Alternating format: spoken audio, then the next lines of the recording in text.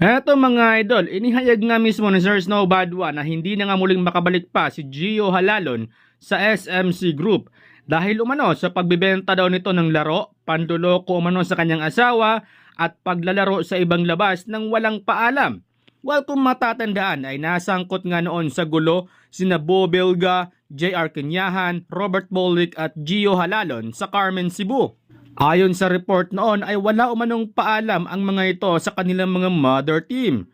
Noong nakaraan ay tinrade na nga ng Magnolia Hotshot si Halalon papuntang Northport, Batang Pier. Parang ginawang rehab team etong Northport Puro mga may issue at dirty play ang mga players dito tulad ni John Amores, Jeremy Mahinay at Gio Halalon. Dahil sangkot din si Halalon sa suntukan noon sa Gilas kontra Australia. Samantala, kahapon nga ay inihayag mismo ni Sir Snow Badwa na inilagay na nga sa trading block ng Rain or Shine si Kailan Chongson dahil sa nagdemand ito ng max contract. Ayon kay Coach Yeng Yao na nakipag-usap umano sila sa NLEX Road Warriors kapalit nga dito kay Junel Policarpio. Willing umano silang dagdagan ang trade kung sakaling papayag ang NLEX. Bukod sa NLEX ay interesado umano ang Meralco Balls kay Chongson.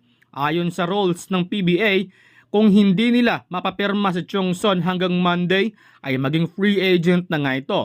Pero nagsumiti ang Rain or Shine sa commissioner na hahawakan pa rin nila ang rights dito kay Chongson.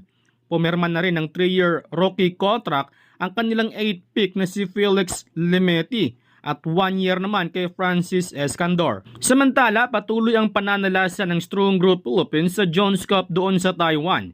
Well, sa kabila ng pagkawala ng kanilang 3 key players dahil sa mga injury ay still undefeated pa rin ang kupunan.